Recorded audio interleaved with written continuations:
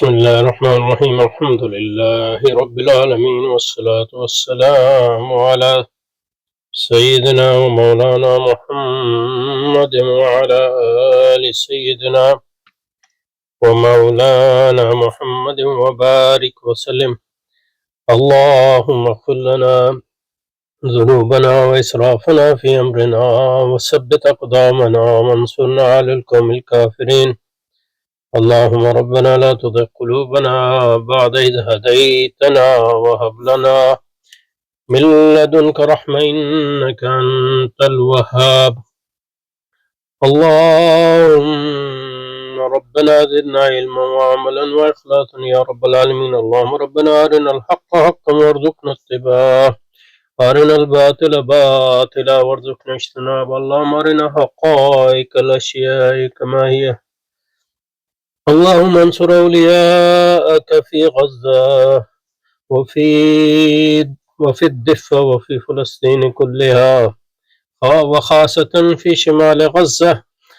اللهم انصر أولياءك في لبنان.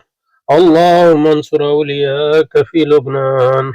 اللهم انصر أولياءك في لبنان وخاصة في الخيام.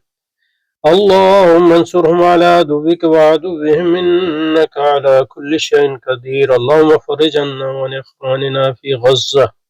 اللهم فرج عنا وعن إخواننا في شمال غزة. اللهم فرج عنا وعن إخواننا في فلسطين كلها. اللهم فرج عنا وعن إخواننا في بيروت وفي لبنان كلها وفي الخيام وفي جنوب لبنان يا رب العالمين. اللهم نفس كربنا وكربهم وثبت أقدامنا وأقدامهم والطف بنا وبهم يا أرحم الراحمين يا رب العالمين. اللهم انصر جندك وحزبك وأولياءك في غزة وفي لبنان. اللهم انصرهم من عندك نصرا عزيزا مؤزرا مؤقرا. اللهم انصرهم على عدوك وعدوهم إنك على كل شيء قدير. اللهم فرج عنا وعن إخواننا في غزة وفي لبنان وفي مشارق الأرض ومغاربها. اللهم نفس كربنا وكربهم وثبت أقدامنا وأقدامهم والطف بنا وبهم يا أرحم الراحمين يا رب العالمين. وصل وسلم على سيدنا محمد وعلى آل سيدنا محمد وبارك وسلم برحمتك يا أرحم الراحمين آمين يا رب العالمين. یہ ایک سوال ہے، اس پہ کافی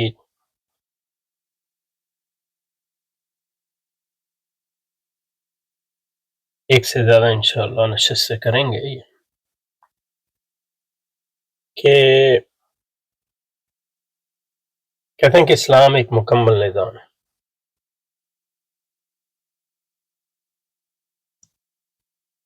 تو ایمفیسس جو ہے نظام پہ، اور نظام کا ترجمہ جو ہے سسٹم ہے.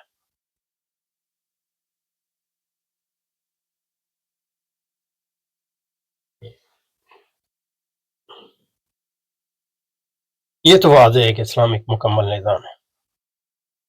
یعنی عمومی طور پہ مکمل نظام کا مطلب یہ ہے کہ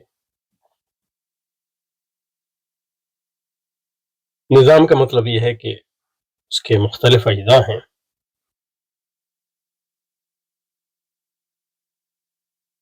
صحیح. اور وہ مختلف اجزاء جو ہیں ایک دوسرے سے، یہ کسی بھی نظام کی خاصیت ہوتی ہے کہ دوسرے سے مربوط ہے. یہ ہو سکتا ہے مطلب سب سسٹم ہو، ذیلی نظام ہو نظام کے، لیکن جو سب سسٹم ہیں ان کا دوسرے سب سسٹم سے، دوسرے ذیلی نظاموں سے بھی تعلق ہوتا ہے، اور پھر ان سب کا نظام سے، کلی نظام سے بھی ایک تعلق ہوتا ہے. تو یہ مربوط اجزاء ہیں، ایک دوسرے سے مربوط ہیں. اور نہ صرف یہ کہ مربوط ہیں بلکہ ایک کل بناتے ہیں، یعنی ایک مجموعی اکائی بناتے ہیں اس ربط کے ذریعے. اس لیے یہ مطلب ہے کسی بھی نظام کا. اور اسلامک نظام کا مطلب یہ ہے کہ اس کے مختلف سب سسٹمز ہیں، مختلف یعنی زندگی کے ہر شعبے کے بارے میں اس کے کا نظام ہے، اس کے احکام ہیں، اس کا نقطہ نظر ہے، اور وہ سارے ایک دوسرے سے مربوط ہیں۔ اور تیسری بات یہ ہے کہ وہ یہ سارے نظام اور اجزاء جو ہیں ایک دوسرے کے ساتھ مل کے ایک کل بناتے ہیں، ایک اکائی بناتے ہیں۔ یہ ہے یہ کسی چیز کے ایک مکمل نظام ہونے کا مطلب۔ تو اس پہ تو کوئی جو سائل ہیں ان کو کوئی اس پہ اشکال نہیں، لیکن جو سوال ہے ان کا وہ ایک دوسرے موضوع پہ ہے، جو ہم کہتے ہیں کہ اسلام نہ صرف یہ کہ ایک مکمل نظام ہے بلکہ ایک بند نظام ہے۔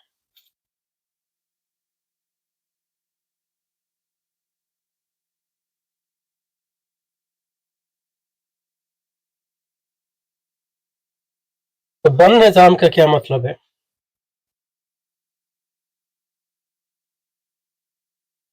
بند نظام کا میرے خیال میں یہ مطلب ہے کہ وہ بطور نظام کے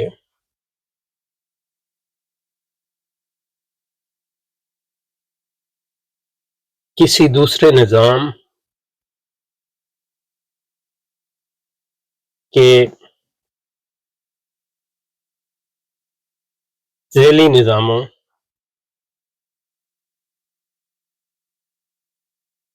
کو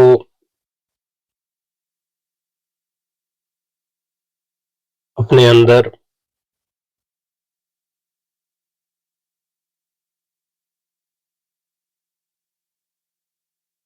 نہ سمو سکتا ہے اور نہ ان کے اندر اپنے آپ کو سمونے کی اجازت دیتا ہے۔ یہ ایک یعنی اس کا یعنی بطور نظام کے وہ کسی دوسرے نظام کے ساتھ مطابقت نہیں رکھتا۔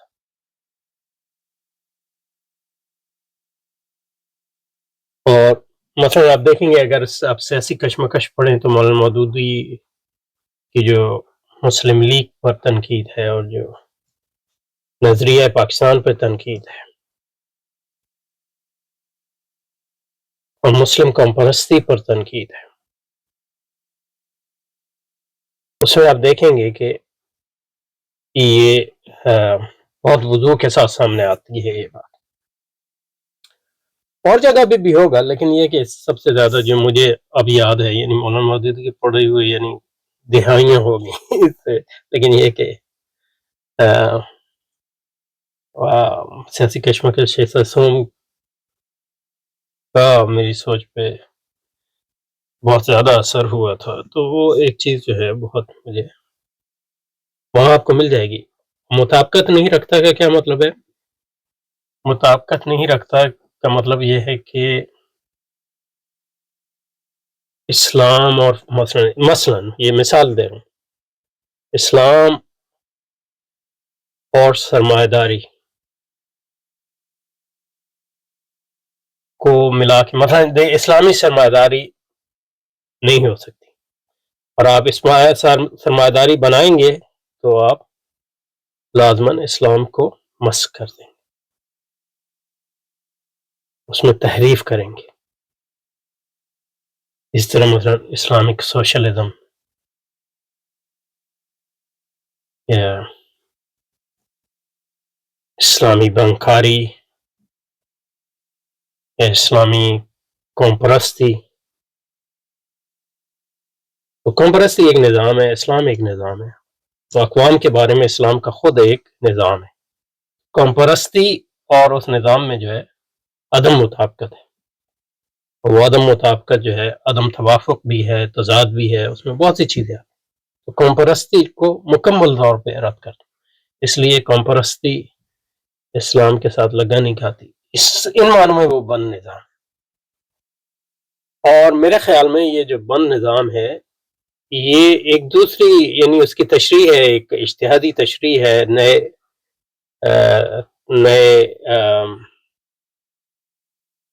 حالات کے تحت اس بات کی کہ اسلام ایک مکمل نظام، تو بند نظام جو ہے مکمل کی ایک تشریح ہے موجودہ حالات میں، یعنی تہذیب جدید یا جدیدیت کے تناظر میں. کیونکہ جدیدیت کے تناظر میں اگر مثلا یہ ہے کہ آپ سوشلسٹوں سوسیولوجسٹ کو پڑھیں، یعنی ماہران عمرانیات کو پڑھیں، یعنی ہابرماس کو مثلا پڑھیں، تو آپ کو یہ بات سمجھ میں آئے گی کہ جو لائف ورلڈ ہے اور سسٹم کے درمیان جو فرق واضح ہوتا ہے وہ جدیدیت کے اس کے نزدیک کے خواص میں سے ہے. تو جب یہ جدیدیت نے ایک سچویشن کریٹ کی تو اس میں ہمیں ایک اجتہاد کی ضرورت پیش آئی. تو ہم نے مطلب یہ ہے کہ اسلام کی تشریح تعبیر کی نظام کے تصور کے تحت، تاکہ اس نئے ماحول میں جو ہے اسلام کے ایک مکمل نظام ہونے کے تصور کی عملی ایک صورت بن سکے. تو یہ جو دو سوال تھے ان کا میں نے جواب دے دیا. اچھا، اب اس میں اسلام کے بند نظام ہونے اور مکمل نظام ہونے کا یہ مطلب نہیں ہے کہ دوسرے نظاموں کے اجزاء ہم نہیں لے سکتے، لیکن اس میں دو باتیں. ایک یہ ہے کہ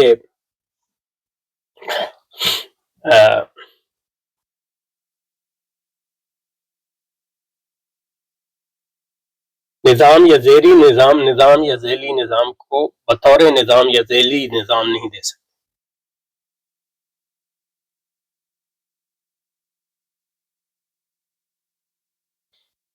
اور دوسرا یہ کہ اجزاء کو نہیں لے سکتے جب تک جو ہے ان اجزاء کو ان کے نظام سے مکمل طور پہ الگ نہ کیا جائے. اور یہ ہم نہیں کر سکتے جب تک نظام کو ڈی کنسٹرکٹ یا ان کا تحافظ نہ کریں. یہ تین صورت. تو اس لیے جو مطلب اب یہ مجھے نہیں پتا کہ حدیث ہے یا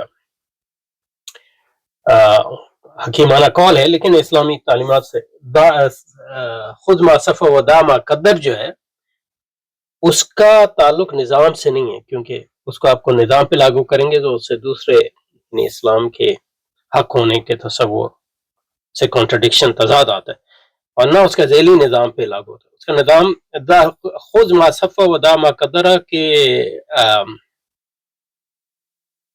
جو قاعدہ ہے وہ اجزاء پہ لاگو ہوتا ہے، لیکن اجزاء پہ بھی لاگو اس وقت ہوتا ہے جب ان اجزاء کو نظام سے الگ کیا جائے. اور نظام سے الگ صرف الگ اس وقت کیا جا سکتا ہے جب نظام کو ڈی کنسٹرکٹ کیا جائے، اور پھر ڈی کنسٹرکشن کے بعد تحافظ کے بعد اس کے نظامات کو الگ سے لے سکتے ہیں. جیسے مثلاً امام غزالی نے لیا فلسفے کے ڈی کنسٹرکشن کے بعد فلسفیوں کے قواعد، خاص طور پر منطقی قواعد کو کی ایک اسلامی تعبیر اور تشریح پیش کی. اچھا، اور اس میں جو آخری انہوں نے بات کی وہ یہ کی کہ سوال اس میں متعلق یہ ہے کہ آپ کہتے ہیں کہ مودودی صاحب نے بند نظام کا تصور پیش کیا.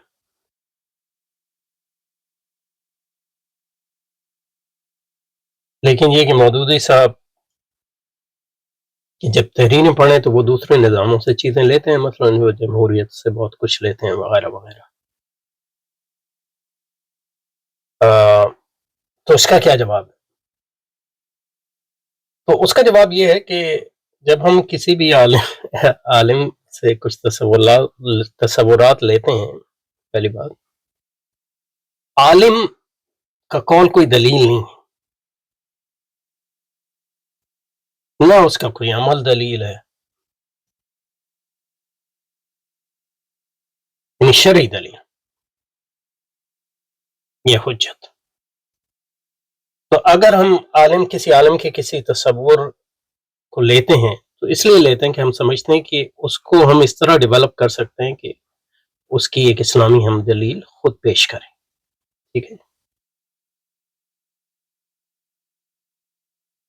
تو اگر اس دلیل کے خلاف مودودی کے کام میں اور دوسری باتیں ملتی ہیں جو ہماری تشریح کے خلاف ہیں، تو اس کا مطلب یہ نہیں ہے کہ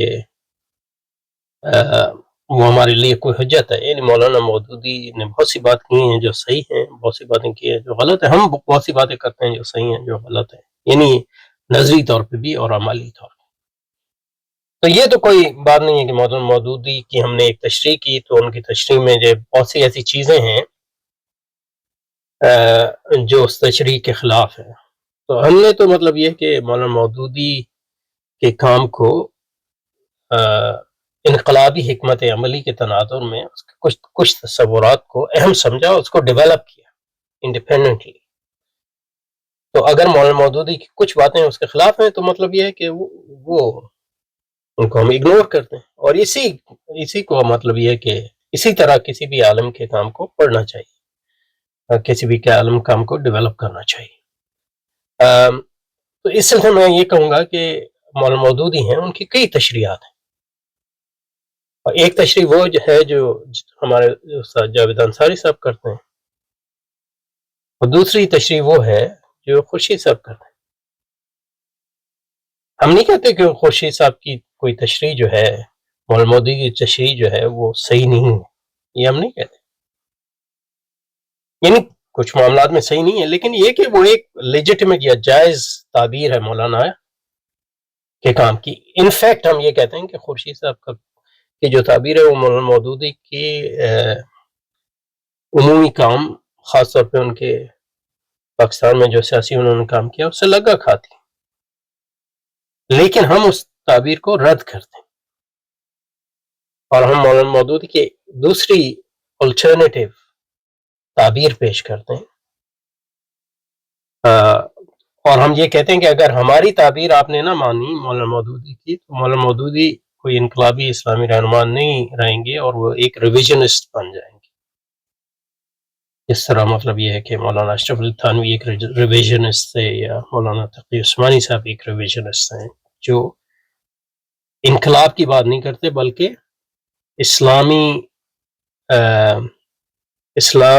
مغرب کی ایک اسلام کی ایک ایسی تعبیر پیش کرتے ہیں، خاص طور پہ جمہوریت کی مولانا مودودی اور مولانا اشرف علی جمہوریت کی مولانا مودودی اور سیکولرزم کی مولانا اشرف علی تھانوی اور اسلامی معاشیات کی مولانا تقی عثمانی، جو مغرب کا کلی رد نہیں کرتی بلکہ اسلام کو مغرب سے کیسے اس کی مطابقت بتانے کی کوشش کرتی. تو اس سے ہمیں انکار نہیں ہے کہ بہت سی باتیں جو ہم کرتے ہیں، مولانا مودودی کی بہت سی باتیں اس سے متضاد ہیں، لیکن اس سے کوئی فرق نہیں پڑتا کیونکہ مولانا مودودی ہمارے لیے کوئی حجت نہیں ہے، کوئی بھی عالم ہمارے لیے حجت نہیں ہے. اجماع امت حجت ہے لیکن سنگل کوئی بھی عالم حجت نہیں. نہ اس کی دلیل کوئی حجت ہے، اس کا قول کوئی دلیل ہے. ہم عالم کے قول کے لیے دلیلیں لاتے ہیں، اور اگر اس کے لیے دلیلیں جو ہے حکمت قرآنی اور حکمت ایمانی اور حکمت عملی کے لیے ثابت ہو سکیں تو اس قول کو اپناتے ہیں، ورنہ نہیں اپنا. تو ہم نے ایک مولانا مودودی کی تعبیر پیش کی ہے جو ہم کہتے ہیں کہ ایک ایسی تعبیر ہے جو حضرت شاہ ولی اللہ کے تصور انقلاب اور اسلام کے مکمل نظام ہونے اور بند نظام ہونے سے لگا کھاتی ہے، اور مولانا مودودی کے اپنے کام کے بہترین حصوں کا تسلسل ہے. اور یہ جو ہے اسلام کو ایک زندہ تہذیب کو قائم رکھنے اور اس کو ایک آفاقی تہذیب بنانے کے لیے ہمارے نزدیک ضروری. تو یہ ہماری عمومی سوچ ہے. تو اس پہ رکتے ہیں انشاءاللہ، اس پہ کوئی اور سوال ہوں گے تو انشاءاللہ اس کو جاری رکھیں. سبحانک اللہم و بحمدک نشہد ان لا الہ الا انت نستغفرک و نتوب الیک. اللهم صل على محمد وعلى آل محمد كما صليت على إبراهيم وعلى آل إبراهيم إنك حميد مجيد. اللهم صل على محمد كما أمرت أن نصلي عليه. اللهم صل على محمد كما هو أهله. اللهم صل على محمد وآل محمد كما تحب وترضى له. اللهم صل على روح محمد في الأرواح. اللهم صل على جسد محمد في الأجساد. اللهم صل على قبر محمد في القبور، وعلى اسم محمد في الأسماء، وعلى آله وأصحابه وأزواجه وذريته وأمانه وأنصاره وأخوانه إلى يوم الدين. ولعنة الله على أعدائهم أجمعين برحمتك يا أرحم الراحمين آمين آمين يا رب العالمين.